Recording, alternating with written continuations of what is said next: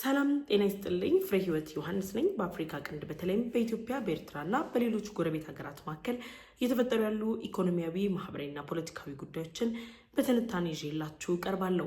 በተለይም ደግሞ ከኢትዮጵያ የቀይ ባህር ጥያቄ ጋር ተያይዞ የሚነሱ ሀሳቦች ላይም አተኩራለሁ። በዛሬው ቆይታችን በሁለት አንኳር ጉዳዮች ላይ አብረን ቆይታ የምናደርግ ይሆናል። የመጀመሪያው ቀዳሚ አጀንዳችን የሚሆነው ጅቡቲ አዲስ የነዳጅ ተርሚናል ልትገነባ መሆኑ ተሰምቷል። ጅቡቲ የምትገነባው ተርሚናል በውስጡ ምን ያካትታል? ኢትዮጵያ በዚህ ተርሚናልስ ምን ትጠቀማለች? ሌሎች የአፍሪካ ቀንድ ሀገራት በተለይም ደግሞ የምስራቅ አፍሪካ ሀገራት ከዚህ ተርሚናል የሚያገኙት ጥቅም ምንድነው? ጅቡቲ ይህንን ተርሚናል ለመገንባቷ መነሻ ምክንያት ምንድነው የሚለውን ጨምሮ ስለዚህ ተርሚናል አጠቃላይ ወጪና የሚሰጣቸው አገልግሎቶችን በተመለከተም ልዩ መረጃዎችን አሰናድቼላችኋለሁ። ሁለተኛው መረጃችን የሚለው የኢትዮጵያ የውጭ ጉዳይ ሚኒስትር ዶክተር ጌዲዮን ጢሞቴዎስ አሜሪካ ድረስ በማቅናት ከአሜሪካ መንግስት ጋር መግባባት ላይ ተደርሷል። በኢትዮጵያና በአሜሪካ መካከል የተደረሰው መግባባትን ተከትሎ ኢትዮጵያ በአሜሪካ መንግስት ተጥሎባት የነበረው የመሳሪያ ሽያጭና ግዢ ማዕቀብ ሊነሳ እንደሆነም ተሰምቷል። ታዲያ በኢትዮጵያና በአሜሪካ መካከል የተፈጠረው የዲፕሎማሲ ግንኙነት ከዛም ደግሞ በኤርትራ መካከል ያለው የዲፕሎማሲ ግንኙነትና አሁን ላይ ደግሞ የተለያዩ ፖለቲከኞች እንዲሁም ደግሞ የተለያዩ ሀሳብ አቅራቢዎች እያነሷቸው ያሉ አስተያየቶችን መነሻ በማድረግ የኢትዮጵያ እና የኤርትራ መንግስት ባለስልጣናት ከዛም ባለፈ ደግሞ የኤርትራው የውጭ ጉዳይ ሚኒስትር በቅርቡ ወደ አሜሪካ በማቅናት ከአሜሪካ መንግስት ባለስልጣናት ጋር ይመክራሉ ተብሎ ይጠበቃል። እነዚህን ሁለት ጉዳዮችን ሰፋ ባለ ትንታኔ ይዤላችሁ ቀርቤያለሁ። ለዩቲዩብ ቻናል አዲስ ከሆናችሁ የደወል ምልክቷን ተጭናችሁ ቻናሌን ሰብስክራይብ በማድረግ ቤተሰብ እንድትሆኑ ጋበዝኳችሁ። ቻናሌን ሰብስክራይብ አድርጋችሁ ቤተሰብ ከሆናችሁ ላይክ እና ሼር በማድረግ ለወዳጅ ዘመዶቻችሁ እንድታጋሩም ጠይቃችኋለሁ። ወደ ቀዳሚው መረጃም ተሻገርኩኝ። አብራችሁ ይቆዩ። የመካከለኛው ምስራቅ ጦርነት መጀመር ወይም ደግሞ የመካከለኛው ምስራቅ ጦርነት አሁን ያለበት ሁኔታ እየተካረረ መጥቶ በዓለም ኢኮኖሚ ላይ የራሱን የተባለ ጠባሳን እያሳረፈ ባለበት በዚህ ወቅት ላይ እነ አሜሪካ እነ እስራኤልን ጨምሮ ሌሎች የዓለማችን ሀያላን ሀገራትም በነዳጅ እጥሮት ከፍተኛ የሚባል ችግር ውስጥ ገብተዋል። ከነዚህ ሀገራት በተጨማሪ ደግሞ ሀገራችን ኢትዮጵያን ጨምሮ በምስራቅ አፍሪካ የሚገኙ ሀገራትም የዚሁ የነዳጅ እጥረት እንግዲህ ችግር ከገጠማቸው መካከል በግንባር ቀደምትነት የሚጠቀሱ ናቸው። ለቀይ ባህር ስትራቴጂካዊ የሆኑ ወደቦች ያሏትና በአፍሪካ ቀንድ ከሚገኙ ሀገራት ለቀይ ባህር ስትራቴጂካዊ እንደሆነች የሚነገርላት ጅቡቲ ታዲያ ስትራቴጂካዊነቷን ለማስቀጠልና ከሀያላን ጋር ካላት ግንኙነት በተጨማሪ በቀጠናው ከሚገኙ በምስራቅ አፍሪካ ውስጥ ከሚገኙ ሀገራት ጋር ያላትን የሁለትዮሽ ግንኙነት ለማጠናከር በምታደርገው ጥረት እንደ ኢትዮጵያ ላሉ ሀገራት እጅግ ጠቃሚ የሆነና ራሷ ጅቡቲ ከወደብ ኪራይ ከጦር ቤዝ ኪራይ ከምታገኘው ገቢ በተጨማሪ ሌላኛው የገቢ ምንጭ ሊሆናን የሚችል አዲስ አነጋጋሪ ጉዳይን ጅቡቲ ወስናለች። በጅቡቲና በኢትዮጵያ መካከል የሁለትዮሽ ግንኙነት እየተጠናከረ በመጣበት በዚህ ወቅት ላይ በጅቡቲና በኢትዮጵያ መካከል እንግዲህ ማዕከለኛ ወይም ደግሞ ውጥረት በመፍጠር ጣልቃ ለመግባት ጥረት ስታደርግ የነበረችው ግብጽ በጅቡቲ ላይ የወደብ ልማቶችን ለማልማት ከዛም በተጨማሪ ደግሞ 10 ሄክታር የሊዝ መሬትን በመውሰድ ጭምር በጅቡቲ የኢትዮጵያ ከፍተኛ እንቅስቃሴ የምታደርግባቸው የወደብ አካባቢዎች ላይ እንቅስቃሴዎችን ለማድረግ የኢኮኖሚ አጠቃላይ ሌሎች የሁለትዮሽ ጥምረቶች ስምምነትን የፈረመችው ግብጽ ስምምነት ላይ ከደረሰች ከጊዜያት በኋላ ኢትዮጵያም ተመሳሳይ አይነት ስምምነቶችን ከጅቡቲ ጋር ደርሳለች። ከዛም በተጨማሪ የኢትዮጵያ ኢንቨስትመንት ሆልዲንግም በጅቡቲ የሚገኙ ወደቦችን በማልማት ከጅቡቲ ጋር ያለው የሁለትዮሽ ግንኙነቶችን ማጠናከር 10 ሄክታር የሚሆን የሊዝ መሬትን ጭምር በኢትዮጵያ በመውሰድ ማልማት የመሳሰሉ ስራዎችን ለመስራት የሚያስችሉ መግባባቶች ላይ ተደርሷል። ታዲያ አሁን ላይ 6ኛው ሀገራዊ ምርጫን አሸንፈው በጅቡቲ በፕሬዝዳንትነት እንዲቀጥሉ ድምጽ ያገኙት የጅቡቲው ፕሬዝዳንት ኦማር ጊሌ የ6ኛ ምርጫን የማሸነፋቸውና የፕሬዝዳንትነት መቀጠላቸውን የወርቅ ኢዮቤልዩ በዓልን ለማክበር እያደረጉት ባለው እንቅስቃሴ ላይ ጠቅላይ ሚኒስትር ዶክተር አብይ አህመድን ጨምሮ በአፍሪካ ቀንድ የሚገኙ ከፍተኛ አመራሮች ሌሎችም እንደ ፈረንሳይ ያሉ ልዑክ ቡድኖቻቸውን ጭምር ልከው የእንኳን ደስ አላችሁ መልእክት ተላልፎ ጅቡቲ በሰሞኑን እንግዶችን ስታስተናግድ ቆይታለች። ታዲያ የጅቡቲ መንግስት 6ኛው ሀገራዊ ምርጫን አሸንፈው ፕሬዝዳንቱ በፕሬዝዳንትነት ከቀጠሉ በኋላ የመካከለኛው ምስራቅ ጦርነት የፈጠረውን የነዳጅ እጥረት ለመፍታት የሚያስችል ግን ደግሞ የነዳጅ ዲፖ ወይም ደግሞ ማጣሪያ የሌላቸው እንደ ኢትዮጵያ ያሉ ሀገራት ከፍተኛ የሚባል ወጪን በማውጣት በሌሎች ሀገራት ላይ ጥገኛ በመሆን የነዳጅ ፍላጎታቸውን ለማሟላት የሚያደርጉትን ጥረት ለመፍታት ወይም ደግሞ ችግሩን ለመቅረፍ የሚያስችል አዲስ የተባለ እቅድ ጅቡቲ ይዛ መጥታለች። ጅቡቲ አዲስ እቅድ ያወጣችው ወይም ደግሞ ይፋ ያደረገችው የነዳጅ ችግርን መቅረፍ የሚችለው ፕሮጀክት ምንድን ነው የሚለው ጥያቄ ነው። ጅቡቲ አዲስ ይፋ ያደረገችው የምስራቅ አፍሪካ ሀገራት በነዳጅ እጥረት ሊገጥሟቸው የሚችሉ ችግሮችን ለመቅረፍ የሚያስችል በ160 ሚሊዮን ዩሮ የሚገነባ ወይም ደግሞ በ160 ሚሊዮን ዶላር የሚገነባ እጅግ ግዙፍ ሜጋ ፕሮጀክት ይዛ ቀርባለች። በነገራችን ላይ ጅቡቲ ይህንን ያደረገችው የቀጠናው የኢነርጂና የንግድ ማዕከል ለመሆን በምታደርገው ጥረት ውስጥ ነው። ይህንን ፕሮጀክት በመገንባት ወይም ደግሞ ይህንን የነዳጅ ችግር ይቀርፋል የተባለ ሜጋ ፕሮጀክትን በምትሰራበት ወቅት ላይ በቀጠናው ከሚገኙ እነ ቱርክን ድጋፍ አድርገውላቸው የነዳጅ ዲፖ ለመገንባት ጥረት እያደረገች ያለችው ሶማሊያን ጨምሮ ከሌሎች ሀገራት ጋር ተወዳዳሪ በመሆን የኢኮኖሚና የንግድ ማዕከል ለመሆን ሌሎች ጥረቶችን እያደረገች ትገኛለች። ታዲያ አሁን ላይ ጅቡቲ ይህንን ፕሮጀክት ይፋ አድርጋ በ160 ሚሊዮን የአሜሪካን ዶላር ፕሮጀክቱን ልታስጀምር የምትችልበት ዋነኛው ጉዳይ የሚሆነው የጅቡቲን የነዳጅ ፍላጎት መፍታት ብቻ ሳይሆን በቀጠናው የሚገኙ ሀገራትን የነዳጅ ፍላጎት መፍታት ነው። በቀጠናው የሚገኙ የነዳጅ ፍላጎት ያላቸው ሀገራት መካከል ደግሞ የነዳጅ ዲፖ ወይም ማጣሪያ የሌላት ኢትዮጵያ ቀዳሚዋ ተጠቃሽ ነች። ስለዚህ ኢትዮጵያ በጅቡቲ ላይ ካላት የወደብ ኪራይ ለጅቡቲ መንግስት ከምትሰጠው የወደብ አገልግሎት ክፍያ በተጨማሪ አሁን ላይ ደግሞ በነዳጅ ማጣሪያ ወይም ደግሞ በነዳጅ ዲፖ አማካኝነት የክፍያዎቿን እንድጨምርና ጅቡቲ ሞር የኢኮኖሚ አማራጮቿን በማስፋት ኢኮኖሚያን አጽንታ በመቆም ሉዓላዊነቷን ለማስጠበቅ ጠንካራ የሚባል የኢኮኖሚ መሰረት ገንብታ የቀጠናው የኢኮኖሚ ማማ ለመሆን ከፍተኛ ጥረቶችን እያደረገች ነው ያለችው። ይሄ በ160 ሚሊዮን የአሜሪካን ዶላር የሚገነባው ግንባታ ወይም ደግሞ የሚሰራው ተርሚናል የነዳጅ ማከማቻ ተርሚናል ምንድን ነው ስራው፣ ማን ነው የሚሰራው የሚለው ሌላኛው ጥያቄ ነው። የመጀመሪያው ጉዳይ ይህንን እጅግ ግዙፍ የሚባል ተርሚናል የሆነ ወይም ደግሞ የነዳጅ ማከማቻ ተርሚናልን የሚገነባው የኢነርጂ ኩባንያ ፎልስቶር የተባለ ሲሆን ፎልስቶር ኩባንያ ከዚህ በፊት በእንደዚህ አይነት ተርሚናል ግንባታዎች ላይ ታዋቂነትን፣ ታማኒነትን፣ ጥራት ያለው ስራዎችን በመስራት ራሱን ያካበተ ነው። ስለዚህ በዚህ አማካኝነት ይገነባል። ይህ ፕሮጀክት ከተገነባ በኋላ 400,000 ሜትሪክ ቶን የመያዝ አቅምም አለው። ይህ ደግሞ በዋናነት የፈሳሽ ጋዝ እና የምግብ ዘይት ምርቶችን ለማከማቸት ደግሞ ለማከፋፈል የሚውል ነው። ይሄ ደግሞ እንደ ኢትዮጵያ አይነት የራሳቸው ጋዝ እና የራሳቸው ነዳጅ የሌላቸው የምግብ ዘይትን በኢምፖርት የሚጠቀሙ ሀገራት በጅቡቲ ላይ ራሳቸውን ቤዝድ እንዲያደርጉ ወይም ደግሞ በጅቡቲ ላይ ጥገኛ እንዲሆኑና ጅቡቲ አሁን ላይ 160 ሚሊዮን የአሜሪካን ዶላር አውጥታ የምትገነባውን የነዳጅ ማከማቻ ተርሚናልን የወጣበትን ወጪ ብቻ ሳይሆን እጥፍ ምላሽ አግኝቶ የተሻለ ኢኮኖሚያዊ ጥቅም ጅቡቲ እንድታገኝ የሚያስችላትን እድል የሚሰጥ ሆኖ ተገኝቷል። ለዚህም ነው ጅቡቲ ይህንን አብስራ አሁን ላይ ባለው እንግዲህ ጅቡቲው ፕሬዚዳንት 6ኛው ሀገራዊ ምርጫን ካሸነፉ በኋላ ሙሉ ለሙሉ ትኩረታቸውን ከፖለቲካዊ ውድድር በማንሳት ኢኮኖሚያዊ አማራጮችን መፍጠር፣ የኢኮኖሚ ተጠቃሚነታቸውን ማረጋገጥ ላይ አድርገውታል ማለት ነው። ስለዚህ ይህ በዓለም አቀፉ የሴማጂክ ኩባንያ የሚመራው ይህ የፕሮጀክት አሰራር በጥቅሉ በ20 ወራት ጊዜ ውስጥ የሚጠናቀቅ ነው። 20 ወራት የምንለው 1 ዓመት ከ8 ወር ውስጥ ግንባታው ይጠናቀቃል።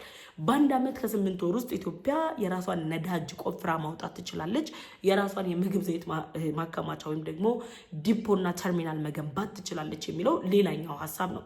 ግን ደግሞ ኢትዮጵያ እነዚህን እስካልገነባች ድረስና አሁን ላይ መነሻ ነገሮች እስከሌሉ ድረስ የጅቡቲ በዚህ ወቅት ላይ ይሄንን እርምጃ ወስዳ ለአፍሪካ ቀንድ ለምስራቅ አፍሪካ ዋስትና መሆን የሚችል ግዙፍ ተርሚናል መገንባቷ እጅግ አስገራሚ ነው የሚሆነው። በቀጠናው ለሚገኙ ሀገራት በማዕቀፉ ስለሚገኙ ሀገራት በሙሉ ተጠቃሚነታቸውን የሚያረጋግጥ ነው የሚሆነው ማለት ነው።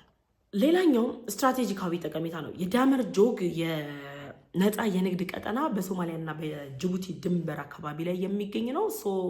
ጅቡቲ አሁን ይህንን በመገንባት በሶማሊያ ላይ ብልጫዋን መውሰድ ትፈልጋለች። ሶማሊያ ላይ ብቻ ሳይሆን የቀጠናው የኢኮኖሚ ማማ ለመሆን ትፈልጋለች። ስለዚህ የዳመር ጆግን የንግድ ቀጠና ላይ ጅቡቲ ያላትን ሚና አሳድጋ ብልጫዋን የምትጨምር ከሆነ በምስራቅ አፍሪካ ላይ የሚታየውን የነዳጅ መቆራረጥ እና የዋጋ መዋዠቅን ጨምሮ ሌሎች በመካከለኛው ምስራቅ ጦርነትና በሌሎች ምክንያቶች የሚፈጠሩ የነዳጅ እጥረቶች ጋር የተያዙ ችግሮችን ለመቅረፍ የሚያስችል ግዙፍ ፕሮጀክት ነው። ስለዚህ ጅቡቲ ይህንም ግዙፍ ፕሮጀክት ይዛ ስትቀርብ እንደ ኢትዮጵያ ያሉ ሀገራት ከጅቡቲ ጋር ያላቸውን የሁለትዮሽ ግንኙነትን በሚዛኑ መመልከት ያስፈልጋል።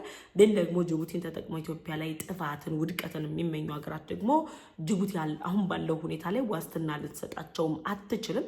ስለዚህ እነዚህ ባሉበት ሁኔታ ላይ ጅቡቲ የነዳጅ ማከማቻ ተርሚናልን ገነባለው ገንብቼም በ1 ዓመት ከ8 ወር አጠናቅቃለሁ ስትል በቀጠናው የሚገኙ ሀገራት ሰላም ወሳኝ ሚና አለው። ይህንን ሰላም ለማረጋገጥ ደግሞ ጅቡቲ ግዙፍ ፕሮጀክቷን ለመገንባት ሳትወድ በግዷ ከግብፅና ከኤርትራ የምትቀበለውን ተልዕኮ በመተው አሁን ላይ የቀጠናውን ሰላም ለማስጠበቅ እየሰራች ካለችው ኢትዮጵያ ጋር የሁለትዮሽ ግንኙነቷን አጠናክራ የቀጠናውን ሰላም ባስጠበቀ መልኩ ነው ሊረጋገጥ የሚችለው የዚህ ፕሮጀክት እውን መሆን ማለት ነው። ስለዚህ ጅቡቲ ግዙፍ የሚባል የነዳጅ ማከማቻ ተርሚናል ልትገነባ ነው። 160 የአሜሪካን ዶላር አካባቢ ወጪ ይወጣበታል።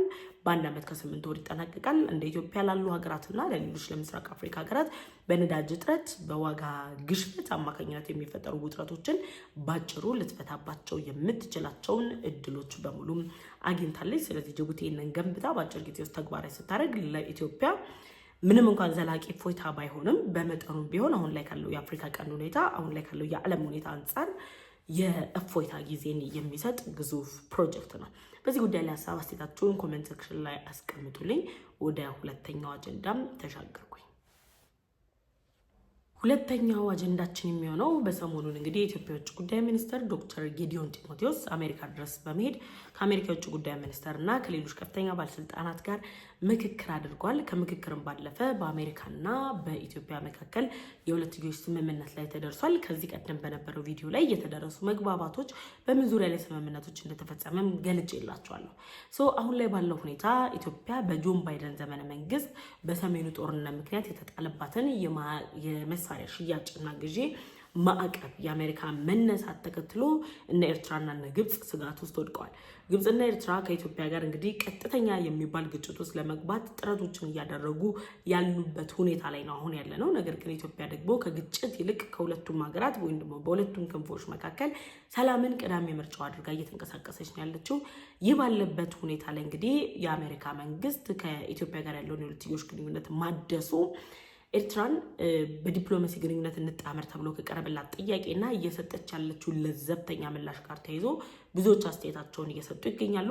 ነገር ግን አሁን ላይ አሜሪካ ከኢትዮጵያ ጋር የፈጠረችው የሁለትዮሽ ግንኙነት በተጨማሪ የአሜሪካ ከፍተኛ ባለስልጣናት በኢትዮጵያ እያደረጉት ያለው ተደጋጋሚ ጉብኝት፣ ከዛም ደግሞ የፈረንሳዊ ፕሬዚደንት ኢማኑኤል ማክሮን አዲስ አበባ መገኘት፣ የእስራኤል ሚዲያ እንደ ጀሩሳሌም ፖስት የመሳሰሉ ሚዲያዎች ደግሞ የኢትዮጵያ የቀይ ባህር ጥያቄ ወረራ ሳይሆን ኢትዮጵያ የሚገባትን ነው የጠየቀችው የሚል ሀሳቦችን እያነሱ ባሉበት በዚህ ወቅት ላይ መሰል ውጥረቶች መፈጠራቸው እጅግ አስጊ ነው ሲባል በኢትዮጵያና በኤርትራ መካከል ጦርነት እንዳይፈጠር ፍላጎት ያላቸው ሀገራትም የተለያዩ ጥረቶችን እያደረጉም ይገኛሉ።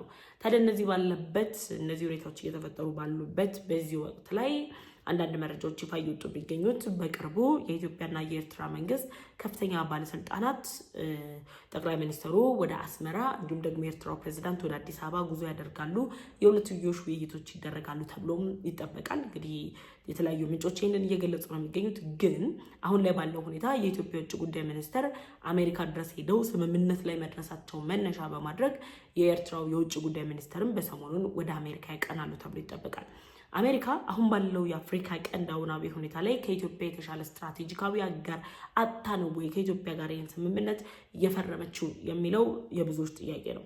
በነገራችን ላይ በአሜሪካና በኢትዮጵያ መካከል የተደረሰው የመከላከያ ትብብርና የደህንነት ጉዳዮችን ሞሪኛ ትኩረት ሰጠ ነው እንጂ የተደረሱ የኢኮኖሚ መግባባቶች፣ የንግድ ስምምነቶች ኢትዮጵያ የታገደችበት አግዋን ጨምሮ ሌሎች አዳዲስ የኢኮኖሚ ተጠቃሚነቶቿን የሚያረጋግጡ ናቸው። የፈረንሳዩ ፕሬዚዳንትም ይዘው የመጡት 56.4 ሚሊዮን ዩሮ የብድር ድጋፍ የሚያሳዩት ሀያላን ሀገራት በኢትዮጵያ ላይ ሜጋ ፕሮጀክቶችን የመገንባት እቅድ እንዳላቸው ነው። ስለዚህ በኢትዮጵያና በአሜሪካ መካከል ያለው የሁለትዮሽ ግንኙነት ታደሰ የሚሉ መረጃዎች በወጡበት ቅስፈት የኤርትራ መንግስት ባለስልጣናት በተለያዩ የማህበራዊ ትስስር ገጾቻቸው ላይ በኤክስ ገጻቸው ላይ በተለይም የኢትዮጵያ ፍላጎት ወይም ደግሞ ኢትዮጵያ አሁን ላይ እያቀረበች ያለችው የቀይ ባህር ጥያቄ የወረራ ጥያቄ እንደሆነ ኢትዮጵያ የጦር ትንኮሳ እያደረገችባቸው እንደሆነ ጭምር እየገለጹ ይገኛሉ። በተደጋጋሚ ደግሞ ምንጮች እንደሚገልጹት ከሆነ ኢትዮጵያ አሁን ላይ ባለው ሁኔታ እያቀረበች ያለችው የቀይ ባህር ጥያቄ የወረራ ፍላጎት እንዳልሆነ ጠቅላይ ሚኒስትሩን በይፋ ገልጸዋል። እነዚህ ምልክቶች ሁሉ የሚያሳዩት በኢትዮጵያ ላይ የተለያዩ ቅሬታዎች እንደሚነሱ ነው። አሁን ባለው ሁኔታ ላይ እንግዲህ ተጠናክሮ በቀጠለበት በዚህ ወቅት ላይ የኤርትራ በተባበሩት መንግስታት ድርጅት ተወካይ የሆኑት አምባሳደር ሶፊያ በይፋዊ ገጻቸው ላይ ባስቀመጡት ኤርትራ የኢትዮጵያን የቀይ ባህር ጥያቄን አትቃወምም፣ የምትቃወመው የኤርትራን ሉዓላዊነትን የሚጥሱ ጉዳዮች ላይ ነው የሚሉ መልእክቶችን አስተላልፋለች። ግን ደግሞ በአሜሪካና በኢትዮጵያ መካከል የተደረሱ መግባባቶችን ደግሞ በቀላሉ የሚታዩ ነገሮች እንዳልሆኑ ጭምር የኤርትራ መንግስት ባለስልጣናትም እየገለጹ ይገኛሉ። አሁን ላይ ባለው ሁኔታ ኢትዮጵያ ማዕቀብ ከተነሳላት የሚለው መረጃ ከወጣበት ጊዜ ጀምሮ በኤርትራና በኢትዮጵያ መካከል ያሉ ውጥረቶች ወደ መቀዛቀዙ እየሄዱ ነው። ምክንያቱም ኢትዮጵያ ማዕቀብ የሚነሳላት ከሆነ አሁን ላይ ያለው የጦር አቅሟ ከዚህ ቀደም በአፍሪካ ከሚገኙ ቀዳሚ የጦር አቅሞች መካከል በግንባር ቀደምትነት የሚጠቀስ ነው። ዜን ደግሞ ይሄ ጦር አቅም የሚያድግ ከሆነ ለኤርትራን ለግብጽ ስጋት የሚሆንባቸው በመሆኑ ምክንያት እንደዚህ አይነት ጉዳዮች ላይ እንግዲህ እነዚህ ሁለቱ መንግስት ባለስልጣናት የተለያዩ አጀንዳዎችን ለመፍጠር ከሱዳን ጋር እየተጣመሩ ነው ያሉት። በሌሎች አቅጣጫዎችም ጭምር እንደ አረብ ሊግ ያሉ ተቋማትንም አስቸኳይ ስብሰባ በመጥራት ኢትዮጵያን በሱዳን ጉዳይ ላይ ተወቃሽ ለማድረግ ጭምር ጥረት እየተደረገ ነው ያለው። ብቻ የአሜሪካና የኢትዮጵያ ግንኙነት ለአፍሪካ ቀንድ የኢትዮጵያ ጠላቶች ሰላምን የነሳቸው ጉዳይ ሆኗል። ነገር ግን እንግዲህ መረጃውን ላደርሳችሁ የምወደው አንድ ነገር ቢኖር በቅርቡ በኢትዮጵያና በኤርትራ መካከል እንግዲህ ለረጅም ዓመታት ስንጠብቀውና ስንናፍቀው የነበረው አይደረግም ተብሎ ሲጠበቅ የነበረው የሰላማዊ ውይይት ወይም ደግሞ ዲፕሎማሲያዊ ውይይት ይደረጋል ተብሎ እየተነገረም ነው የሚገኘው። በቀጣይ የሚሆነውን ነገር እንግዲህ ሁላችንም የምንመለከተው ይሆናል። የውጭ ጉዳይ ሚኒስተሩ አሜሪካ ጉዳያቸውን ከጨረሱ በኋላ ደግሞ የብሪክስ አባል ሀገራት መድረክን ለመታደም ኒው ዴሊ አቅርተዋል። ኒው ዴሊ ሄደውም ከህንዳቻቸው ጋር መክረዋል። ስለዚህ ኢትዮጵያ በዲፕሎማሲውም በኢኮኖሚውም ራሷን እያጠናከረች ያለችበት ሁኔታ፣ የብሪክስ አባል ሀገራት ለኢትዮጵያ ያላቸው ድጋፍ፣ እነዚህ ሁሉ የኢትዮጵያን ቀጠናዊ ብልጫን የሚያረጋግጡ በመሆናቸው ለኢትዮጵያ ጠላት ሀገራት እንግዲህ የሚያስጨንቅ የሚያስደነግጥ መርዶ የሆነ ጉዳይ ሆኖባቸዋል ማለት ነው።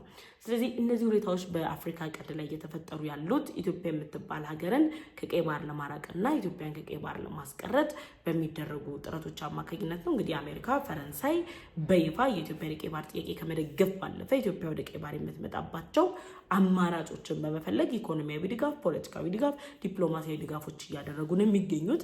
እነዚህ ሁኔታዎች ኢትዮጵያ በቀጠናው ላይ ያላትን ብልጫ በይፋ ያረጋገጡ ጉዳዮች ሆነዋል ማለት ነው። ከዚህ ጋር ተያይዞ እነዚህ ናቸው እየተነሱ ያሉ ሀሳቦች። ዛሬ ግን አንድ ጉዳይ ይዤላችሁ መጥቻለሁ። ያ ጉዳይ ምንድነው? እኔ ብዙ ጊዜ እንደምታውቁት ከኢትዮጵያ የወደብ ጥያቄ የቀይ ባህር ጥያቄ ጋር የተያዙ ሀሳቦችን በስፋት አነሳለሁና ፕሮጀክቶችን አዳዲስ ፕሮጀክቶችን ቀርጬ ፕሮፖዛሎች ተቀርጸው ከሚመለከተው አካልም ፍቃድ ተገኝቶባቸው እነዛን ፕሮጀክቶች ወደ ተግባር ለማስገባት የተለያዩ ስራዎችን እየሰራው ነው ያለሁት። እነዚህም ፕሮጀክቶችን መደገፍ የምትፈልጉ የኢትዮጵያን የቀይ ባህር ጥያቄ ማጠናከር እና ደግሞ ምላሽ እንዲሰጥ የምትፈልጉ አካላት ከዚህ በታች ባስቀምጠላችሁ ስልክ ቁጥር በዋትሳፕ ላይ በመደወል ሀሳባችሁን እንድትሰጡ ድጋፍ ማድረግ የምፈልጉበትን መንገድ ደግሞ እንድትነግሩኝ ሁላችሁን እንጠይቃለሁ። ለዩቲዩብ ቻናል አዲስ ከሆናችሁ የደወል ምልክቷን ትጭናችሁ ቻናሌ ሰብስክራይብ አድርጉልኝ። ቻናሌ ሰብስክራይብ አድርጋችሁ ቤተሰብ ከሆናችሁ ላይክ እና ሼር በማድረግ ቤተሰብ እንድትሆኑ ይጋብዛለሁ። በቀጣይ በሌሎች ዝግጅቶች እንገናኛለን። እስከዛው ግን ቸር ቆዩ።